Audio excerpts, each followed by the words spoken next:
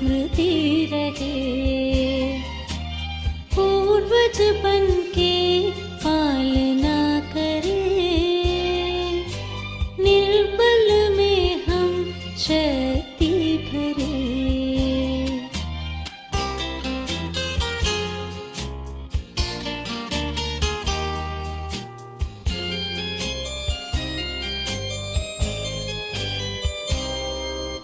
कल्प वृक्ष को है जाना, हम है उसके मूल तना। सर्व के लिए आधार मूरत है हम। ब्रह्म बाबा संग सदा, जन्म जन्म का नाता।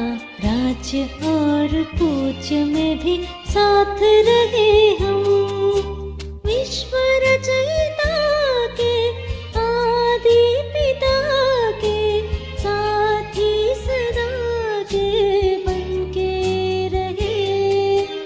विश्व रचयिता हमें यही कहे, पूर्वज और पूज्य की स्मृति रहे।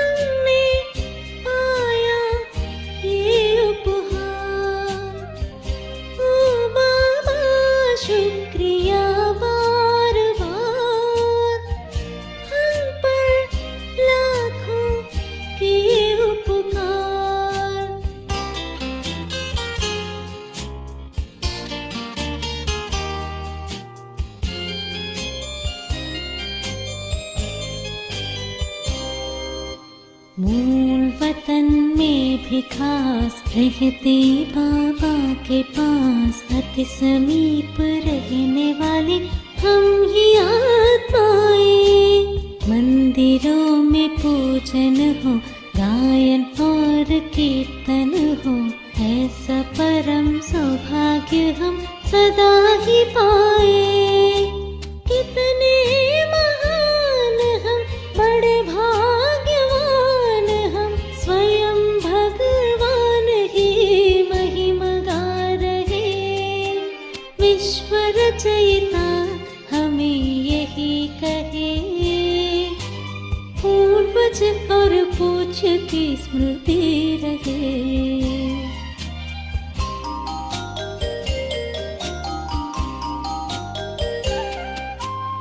पूर्वज हम सर्व के हैं, चाहे किस धर्म के हैं। सबको पैगाम देना अपना फर्ज है। हलचल में शांति देना, मनसा से शक्ति देना। योग से सहयोग देना अपना कर्म है। सब में शक्ति भरना, यही सच्ची पालना। कोई भी आत्मा वंचित ना रहे। विश्व रचयिता हमें यही कहे, पूर्वज और पूज्य की स्मृति रहे। पूर्वज बन के पालना करे, निर्बल में हम शक्ति भरे।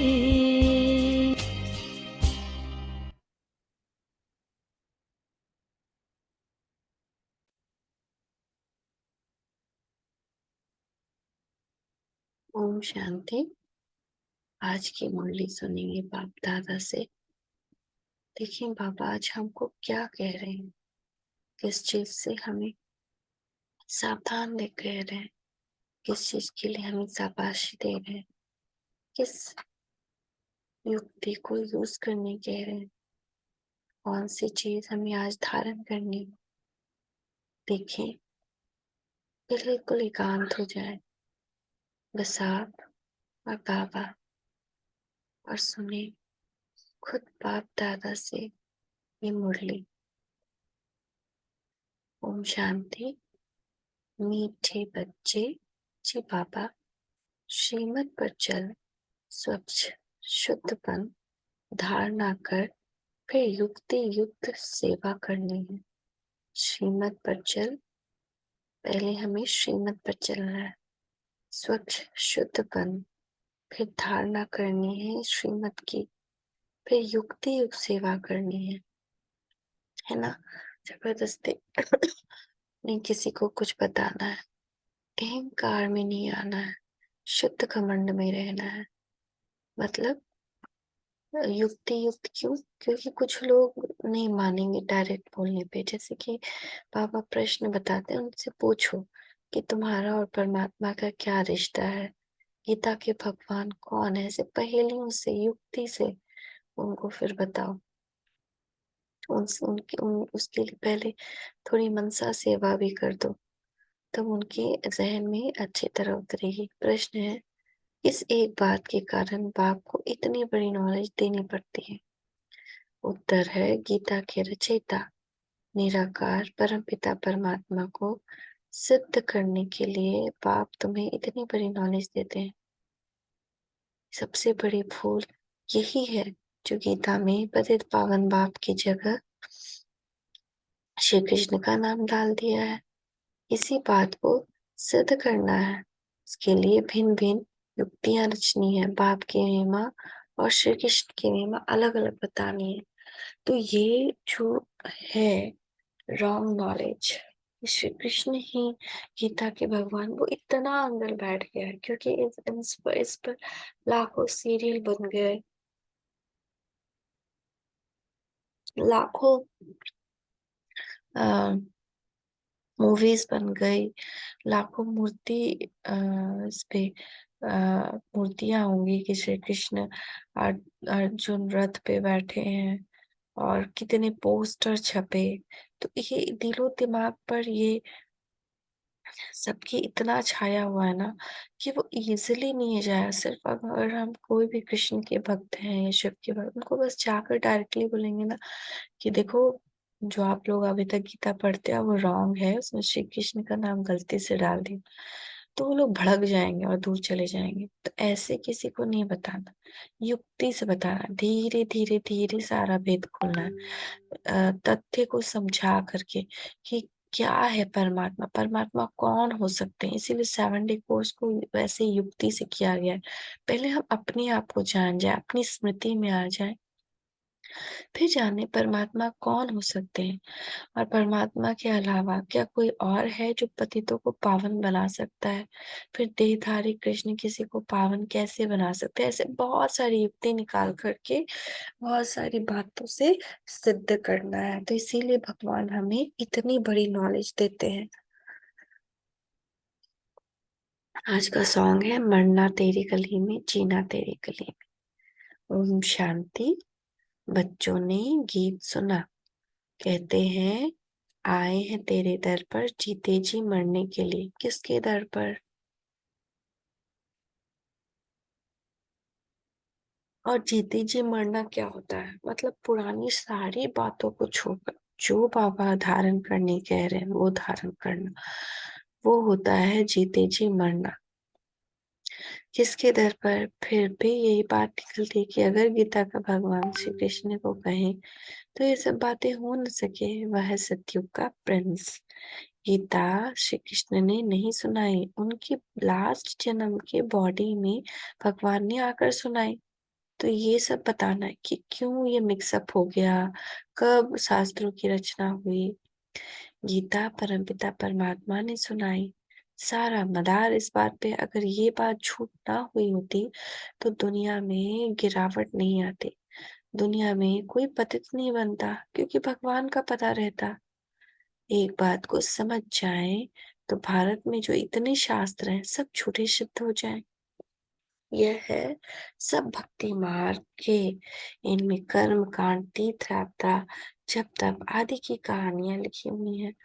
भक्ति मार्ग में तुम इतनी मेहनत करते आए हो, वह तो दरकार नहीं। यह तो सेकंड की बात है। सिर्फ यह एक बात सिद्ध करने के लिए भी बाप को कितनी नॉलेज देनी पड़ती है। इतनी छोटी सी बात है, भगवान कौन है। इतना ज्यादा झूठ फैल गया है कि इस बात को सिद्ध करने के लिए भगवान को भी कितनी मेहनत करनी पड़ती है। प्राचीन नॉलेज जो भगवान ने ही दी वही नॉलेज है। सारी बात गीता पर है। परमपिता परमात्मा ने ही आकर देवी देवता धर्म की स्थापना की। अर्थ सहज राजयोग और ज्ञान सिखलाया है। जो अब प्राय लोप है। मनुष्य समझते हैं श्री कृष्ण फिर आकर गीता सुनाएगा, परंतु अब तुमको यह अच्छी तरह सिद्ध करना है कि गीता परमपिता परमात्मा ने जो ज्ञान का सागर उसने सुनाई है। श्री कृष्ण की महिमा और परमपिता परमात्मा की महिमा अलग अलग है। वह है सतयुग का प्रिंस, जिसने सहज राजयोग से राज्य भाग्य पाया है। पढ़ते समय नाम रूप और है, फिर जब राज्य पाया तब और है ना। तो अभी जब हम पढ़ रहे हैं तो अभी हम ब्राह्मण हैं, लेकिन जब राज्य भाग पाएंगे तो प्रिंस प्रिंसेस रहेंगे, महाराजा महारानी रहेंगे, तो वो अलग रूप है। पहले पतित है फिर पावन बना है, यह सिद्ध कर बताना है। श्री कृष्ण भी अभी ब्रह्मा, फिर सतयुग में श्री कृष्ण, बड़े होकर नारायण। तो ये सब सबको समझानी। पतित पावन श्री कृष्ण को कभी नहीं कहेंगे। पतित पावन है ही एक बाप। अब वही श्री कृष्ण की आत्मा जो काली अर्थात श्याम बन गई है, अब फिर से पतित पावन द्वारा राजयोग से एक भविष्य पावन दुनिया का प्रिंस बन रही है। तो इसीलिए कृष्ण को भी दो रंगों में दिखाते हैं, कहीं कहीं गोरा दिखाते हैं तो कहीं कहीं काला या श्याम। क्यों दिखाते हैं? क्योंकि कृष्ण ही गोरे थे और कृष्ण की आत्मा ही काली हुई, इसीलिए उनको कब कहीं कहीं गोरा दिखाते हैं कहीं कहीं काला। ये सिद्ध कर समझाने में युक्तियां चाहिए। फॉरेनर्स को सिद्ध कर बताना है। नंबर 1 है ही गीता। सर्वशास्त्र में श्री भगवान मत भगवान गीता माता। अब ये बहुत मुश्किल है बता, मतलब फॉरेनर्स क्यों कह रहे हैं? क्योंकि हरे कृष्णा हरे राम करते रहते, तो उनको भी बताना है। हम माता को जन्म किसने दिया? बाप ही माता को अडॉप्ट करते हैं। ऐसे नहीं कहेंगे कि क्राइस्ट ने बाइबल को अडॉप्ट किया। क्राइस्ट ने जो शिक्षा दी उनका बाइबल बनाकर पढ़ते हैं। तब गीता की शिक्षा किसने दी जो पुस्तक बनाकर पढ़ते हैं? ये किसको पता नहीं।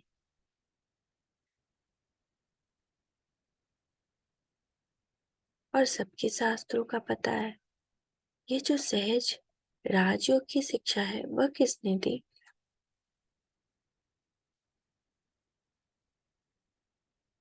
ये जो सहज राजयोग की शिक्षा है वह किसने दी? ये सिद्ध करना है। दुनिया तो प्रतिदिन तमो प्रधान होती जा रही है। यह सब ख्यालात स्वच्छ बुद्धि में ही बैठ सकते हैं। जो श्रीमत पर नहीं चलते उनको धारणा भी नहीं हो सकती। श्रीमत कहेगी तुम बिल्कुल समझा नहीं सकते हो।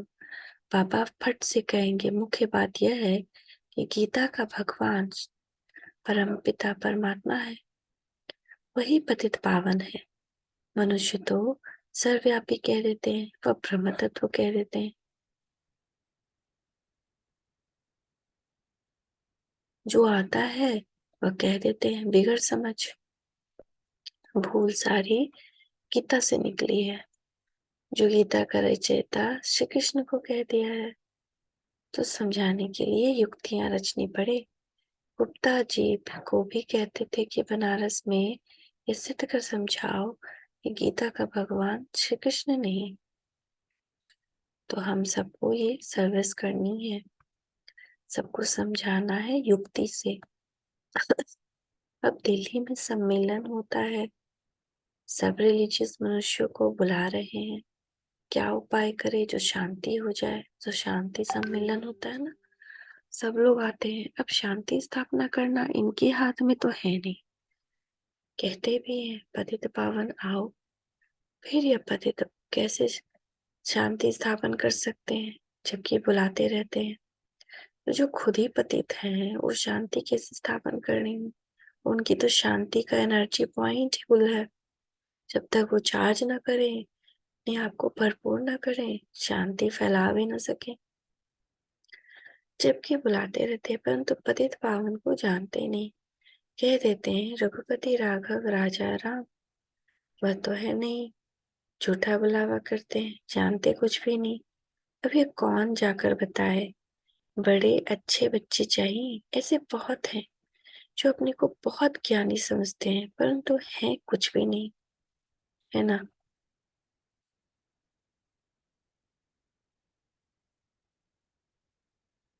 तो ये बात समझनी है। हर कोई अपने आप को ज्ञानी समझता है। तो बच्चे बनकर जब तक हम बाबा से ज्ञान नहीं लेंगे, तब तक हमारे अंदर ज्ञान नहीं आया। इसलिए माताओं में ये ज्ञान बहुत जल्दी आ जाता है। वो माताएं, आजकल माताओं में भी ना बहुत ज्यादा तमो प्रधानता है, लेकिन जो निश्चल है, निष्कपट है, भोली भाली माताएं हैं, वो देखो कैसे भगवान उनको अपने पास खींच लेता है। वो भगवान की प्यारी बन जाती है। भगवान को भोले भाले बच्चे बहुत पसंद है, जिनमें ज्ञान का, मैंपन का अहंकार नहीं, जो परिवार में रहते हुए सेवा कर रही हैं, जो कभी भी सेवा से पीछे नहीं हटती, परिवार की भलाई सोचते रहती हैं, तो वो जगत की भी भलाई कर सकती हैं, वही कर सकती हैं। इसीलिए भगवान ने माताओं के ऊपर ये ज्ञान कलश रखा है। थैंक यू बाबा। मिसाल है, चूहे को मिली हल्दी की गांठ, तो चूहा क्या करेगा। नंबर वार है, इसमें बड़ी युक्ति चाहिए, जिससे सिद्ध हो जाए गीता भगवान ने रची है। वह कह देते हैं कोई भी है तो सब भगवान। बाप कहते हैं भगवान वाच, मैं उस श्री कृष्ण की आत्मा जो 84 जन्म पूरे कर अंतिम जन्म में है, उसको अडॉप्ट कर ब्रह्मा बनाए उन द्वारा गीता ज्ञान देता हूँ। तो ब्रह्मा फिर सहज राजयोग से फर्स्ट प्रिंस सतयुग का बन जाता है। ये समझानी और कोई की बुद्धि में नहीं है, तुम बच्चों में भी यथार्थ रीति अभी वह शुद्ध घमंड आया नहीं है। इतनी प्रदर्शनी आदि करते हैं, अर्जुन सिद्ध नहीं करते। पहले यह भूल सिद्ध कर बतानी है कि श्रीमद् भगवत गीता है सब शास्त्रों की माई बाप, उसका रचयिता कौन था, ये बात सिद्ध करके बतानी है।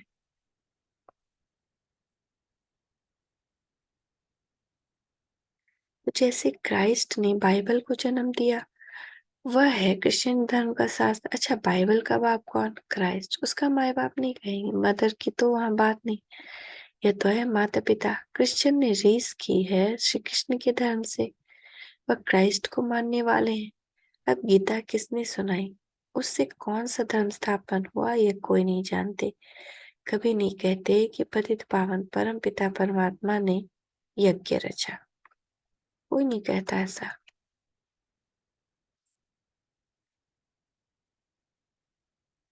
गोले के चित्र से समझ सकेंगे,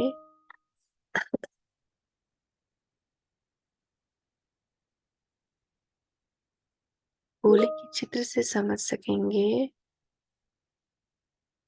एक मिनट।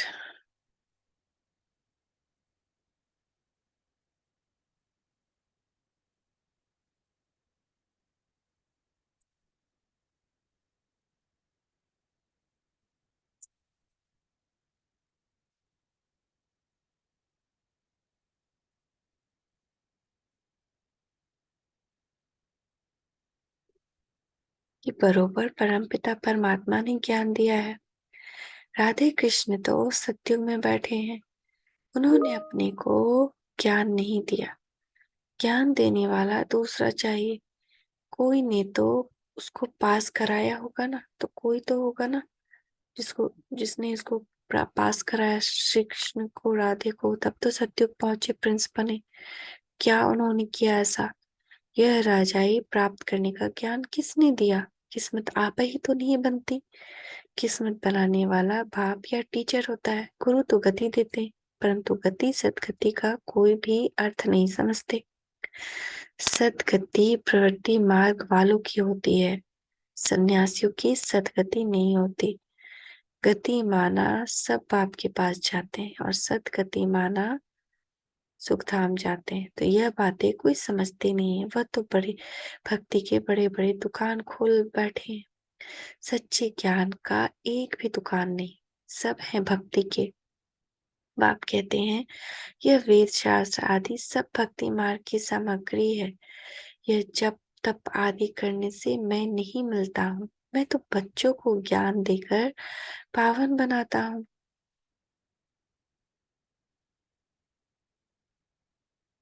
सारी सृष्टि की सदगति करता हूँ। वाया गति में जाकर सदगति में आना है।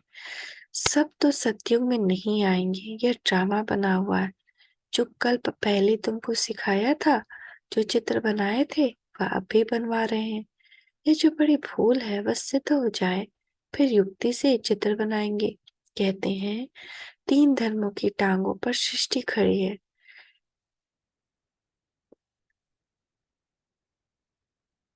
एक देवता धर्म की टांग टूटी हुई है, इसलिए हिलती रहती है। पहले एक टांग पर सृष्टि बड़ी फर्स्ट क्लास रहती थी। एक ही धर्म था जिसको अद्वैत राज्य कहता कहा जाता था। फिर वह एक टांग गुम हो 3 टांगे निकली है, जिसमें कुछ भी ताकत नहीं रहती। आपस में ही लड़ाई झगड़ा चलता रहता है। धनी को जानते ही नहीं। निधन के बन पड़े हैं। अब धनी को कोई जानता ही नहीं।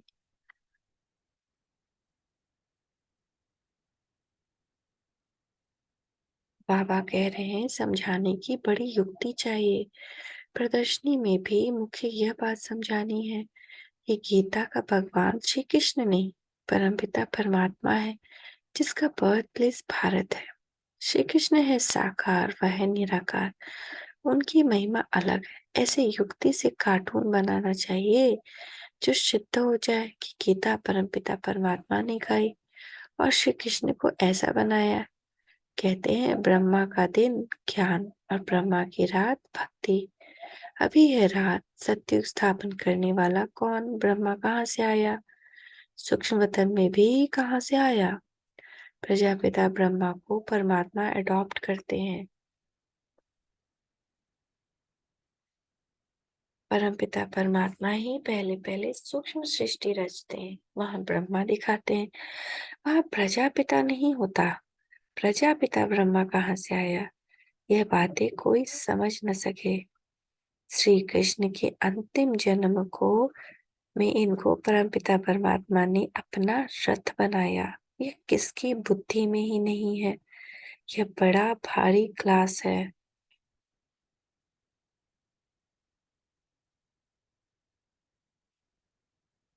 टीचर जानते हैं यह स्टूडेंट कौन सा है? तो क्या बाप नहीं समझते होंगे? यह बेहद का क्लास है। यहाँ की बात ही निराली है। शास्त्रों में प्रलय दिखाकर रोला कर दिया है, तो गलत गलत दिखा दिए। प्रलय नहीं होता।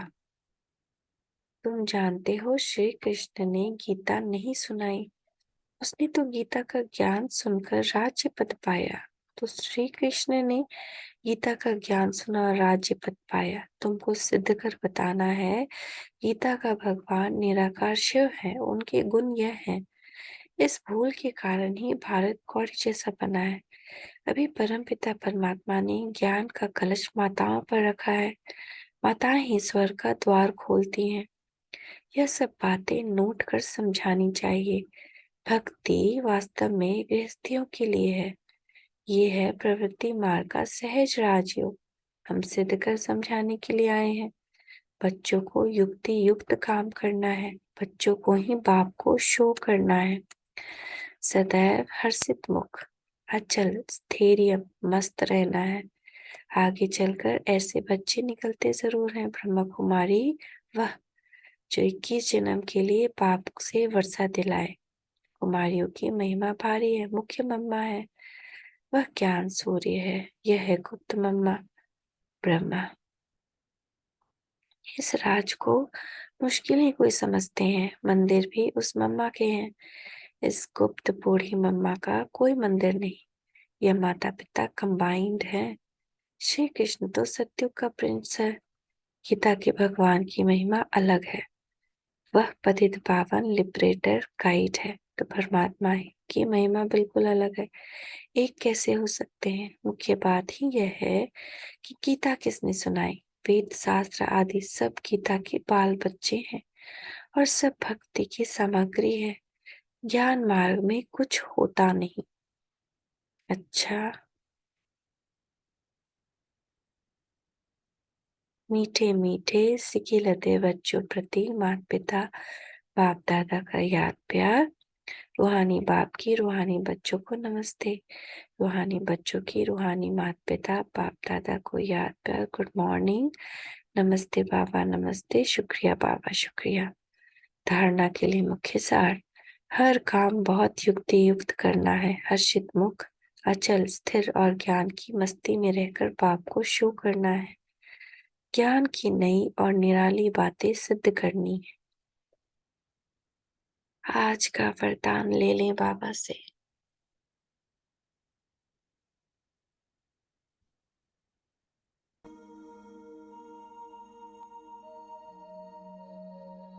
देखिए बाबा का वरदानी हस्त अपने ऊपर, और देखिए बाबा हमको वरदान दे रहे हैं। बच्चे, शांति की शक्ति द्वारा असंभव को संभव करने वाले योगी तो आत्मा बाबा, आज हम इसे यूज करें।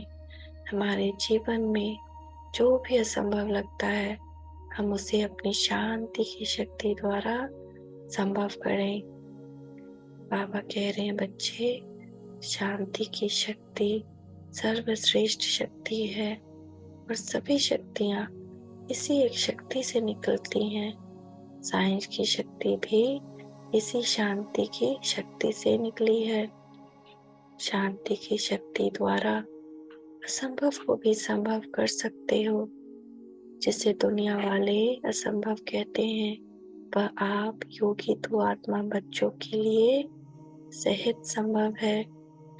वह कहेंगे परमात्मा तो बहुत ऊंचा, हजारों सूर्यों से तेजोमय है, लेकिन आप अपने अनुभव से कहते हो हमने तो उसे पा लिया। शांति की शक्ति से स्नेह के सागर में समा गए। तो हम, शुक्रिया बाबा, हम आज इस वरदान को यूज करेंगे। हर जगह हम ये शांति की शक्ति का यूज करेंगे। परमात्मा का ये भी एक महावाक्य है, शांति की शक्ति से एटम बम भी हमारे पास गिरकर डिफ्यूज हो जाएगा, फटेगा ही नहीं। तो हम अपनी शांति की शक्ति को यूज करें। आज का स्लोगन है, निमित्त बन निर्माण का कार्य करने वाले ही सच्चे सेवाधारी हैं। ओम शांति, ओम शांति, ओम शांति।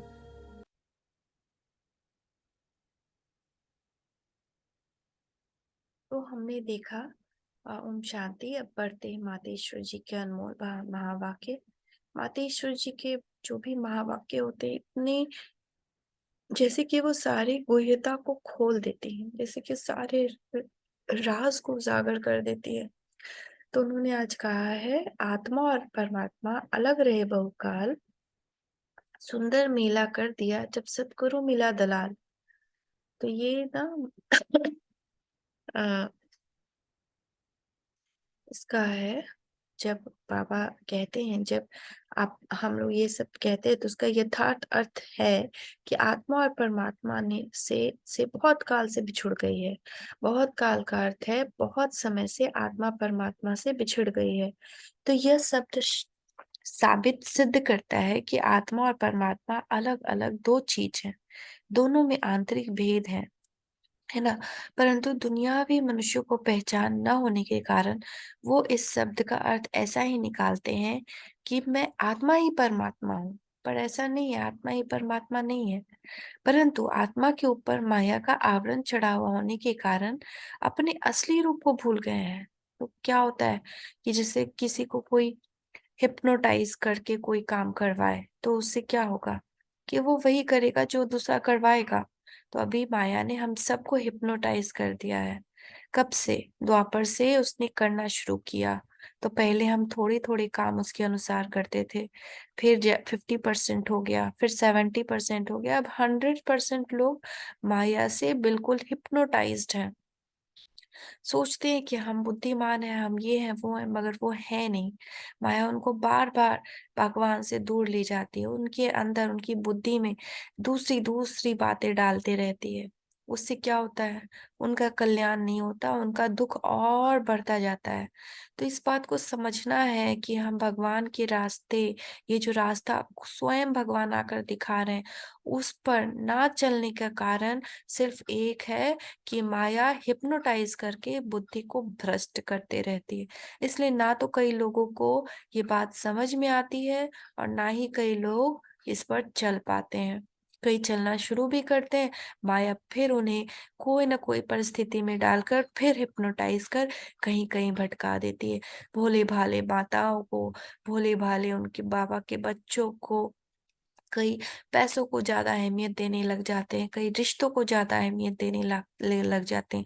लेकिन जो सच्चा रिश्ता था ना, वो था सतयुग और त्रेता युग में। अब जो रिश्ते हैं ना, उनको भी माया गाइड कर रही है। कई तो कभी-कभी बहुत मीठा-मीठा किसी से प्यार दिलवा देती है, फिर वही प्यार देने वाला ज़हर भी देता है।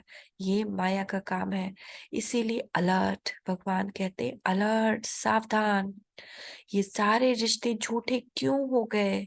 क्योंकि ये रिश्ते हम नहीं बना रहे, हमारे सारे रिश्ते माया बना रही है। किसी आत्मा का कोई कसूर नहीं।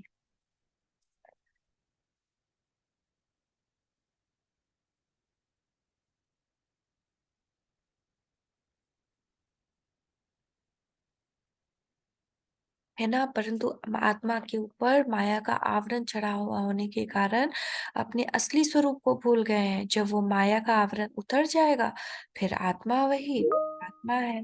तो वह आत्मा को अलग इस मतलब से कहते हैं और दूसरे लोग फिर इस मतलब से कहते हैं कि मैं आत्मा सो परमात्मा हूँ। परंतु आत्मा अपने आप को भूलने के कारण दुखी बन पड़ी है। जब आत्मा फिर अपने आप को पहचान कर शुद्ध बनती है, यानी कि उस जादू टोने से, माया के जादू टोने से बाहर आती है, अपने उसने जो उस माया ने अपने हिप्नोटाइज़ में जो भी पाप कर्म करवाए, जब क्या होता है कि जब माया वो पाप कर्म करवाती है हिप्नोटाइज़ करके, तो वो हमारे संस्कार बन जाते हैं और जब वो संस्कार बन जाते हैं, तो हम जागते हुए भी वही कर्म करते हैं। इसीलिए कहते हैं कि बहुत सारे विकर हमने जाने और अनजाने किए। अनजाने यानी कि माया के प्रभाव में किए, जाने मतलब जब वही हमारे संस्कार बन गए करते, तो फिर हम वही करने लगे। अब सच समझो कि कोई माया ने किसी को 2 वर्ष के लिए हिप्नोटाइज़ किया, उस ब्लैक एनर्जी ने 2 वर्ष के लिए हिप्नोटाइज़ किया काम, क्रोध, लोभ, अहंकार ने। और अहंकार करके उसको एक ही बात बुलवाया, पैसा, पैसा, पैसा, पैसा, पैसा, पैसा, पैसा, बस उसके माइंड में यही चला। 2 वर्ष के बाद क्या होगा? जब उसको बुद्धि आएगी भी, तब भी उसके संस्कार क्या बन गए? पैसे के पीछे भागने वाले, तो वो चेंज करना उसके लिए मुश्किल हो जाता है।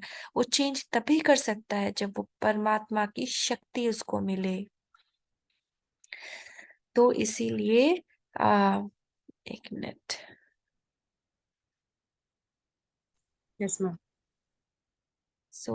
परमात्मा, आत्मा दोनों अलग चीज है।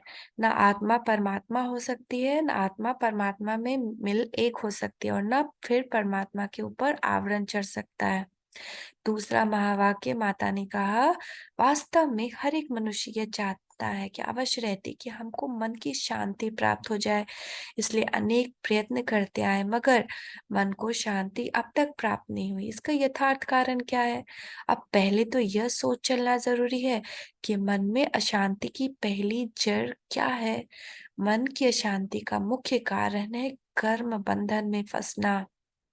कर्म बंधन में हम कब फंस जाते हैं? माया के लोभ में, प्रलोभ में फंस जाते हैं। जब तक मनुष्य इन 5 विकारों के कर्म बंधन से नहीं छूटे हैं, तब तक मनुष्य अशांति से नहीं छूट सकते। जब तक मनुष्य माया ने जो ये हिप्नोटाइज कर दिया सबको, इससे अगर जब तक छूटते नहीं है, इस हिप्नोटाइज से निकलते नहीं है, जब तक उनको परमात्मा से वो शक्ति लेते नहीं है, तब तक उनकी अशांति कभी मिट नहीं सकती। जब कर्म बंधन टूट जाता है, तब मन की शांति अर्थात जीवन मुक्ति की स्थिति को प्राप्त कर सकते हैं। अब सोच करना है, यह कर्म बंधन टूटे कैसे और उसे छुटकारा देने वाला कौन है? कौन है लिबरेटर? कौन हमें इससे मुक्ति दिला सकता है? यह तो हम जानते हैं, कोई भी मनुष्य आत्मा किसी भी मनुष्य आत्मा को छुटकारा नहीं दिला सकती। क्यों? क्योंकि वो खुद भी माया से हिप्नोटाइज्ड है। तो हमें वो चाहिए जो इस माया से हिप्नोटाइज नहीं है। और वो कौन हो सकता है? जो जन्म मरण में नहीं आता। यह कर्म बंधन का हिसाब किताब तोड़ने वाला सिर्फ एक परमात्मा है। वही आकर इस ज्ञान योग बल से कर्म बंधन से छुड़ाते हैं। इसीलिए ही परमात्मा को सुखदाता कहा जाता है। जब तक पहले ये ज्ञान नहीं कि मैं आत्मा हूँ, असल में मैं किसकी संतान हूँ, मेरा असली गुण क्या है, जब यह बुद्धि में आ जाए तब ही कर्म बंधन टूटे। अब यह नॉलेज हमें परमात्मा द्वारा ही प्राप्त हो गई है, गोया परमात्मा द्वारा ही कर्म बंधन टूटते हैं। ओम शांति, ओम शांति, ओम शांति। इस पे सोचें और मनन चिंतन करें।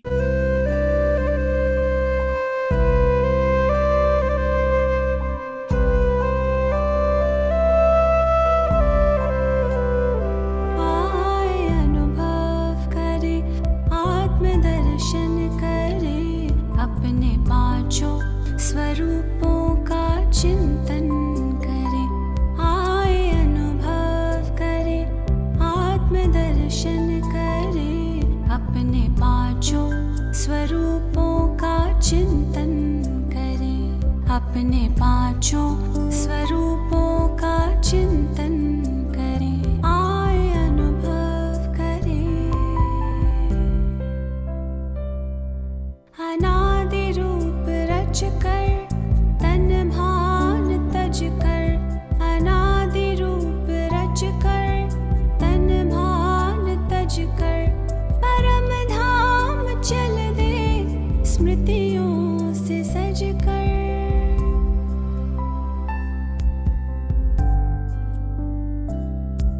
प्रभु पास आकर किरण में नहाकर, उन सावने यादों में हम समा कर। स्नेह से कल्प तरु का सिंचन करे। आए अनुभव करे।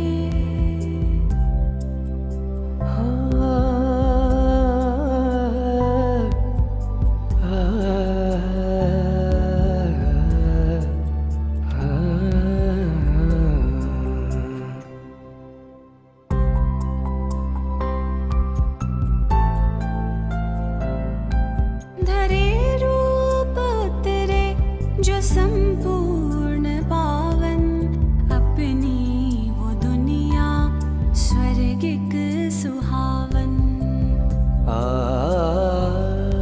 धरे रूप उतरे जो संपूर्ण पावन, अपनी वो दुनिया स्वर्गिक सुहावन। अपने धरती गगन मंद पावन पवन, नाथ त्रिभुवन के हम लेते थे सुख सगन। आदि रूप आँखों में अभिनंदन करे।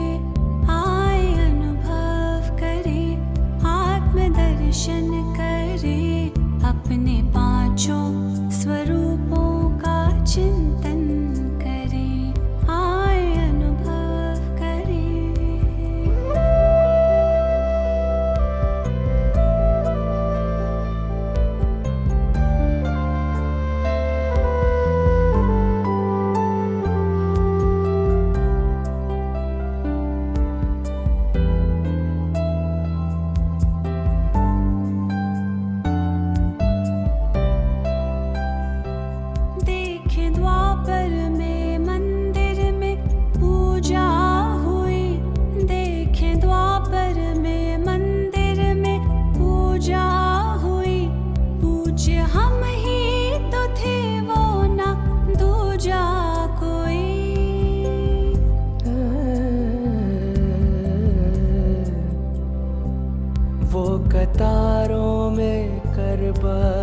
करते नमन, वो कतारों में करबद्ध करते नमन।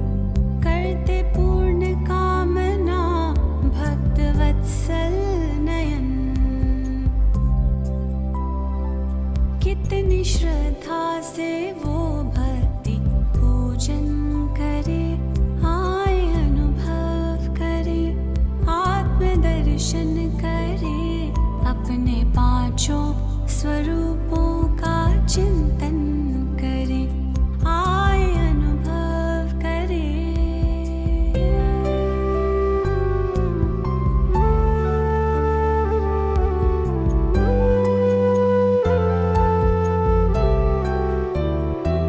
चलते चलते काल चक्र जो पूरा हुआ,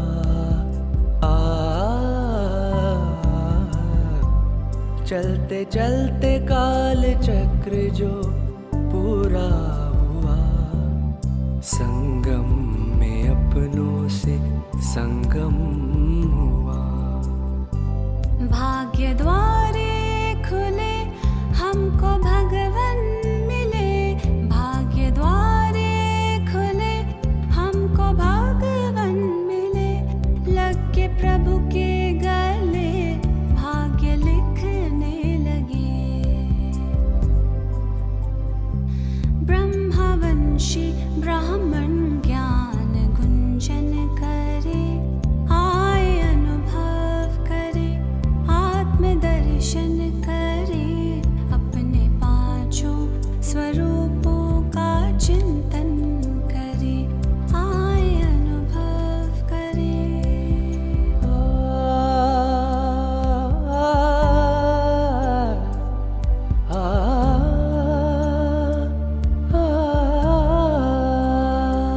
कर तपस्या विदेही फरिश्ता हुए, कर तपस्या विदेही फरिश्ता हुए, शक्ति भरते प्रभु सेवा करते हुए, करके पावन प्रकृति विश्व बदलेंगे हम, करके पावन प्रकृति विश्व बदलेंगे हम, आप सा बाबा बन तन से निकलेंगे हम। धुन है आपके कथन पे खुद को अर्पण करे, आए अनुभव करे, आत्मदर्शन करे, अपने पांचों स्वरूपों का चिंतन करे, आए अनुभव करे, आत्मदर्शन करे, अपने पांचों स्वरूपों का चिंतन करे, आए अनुभव करे,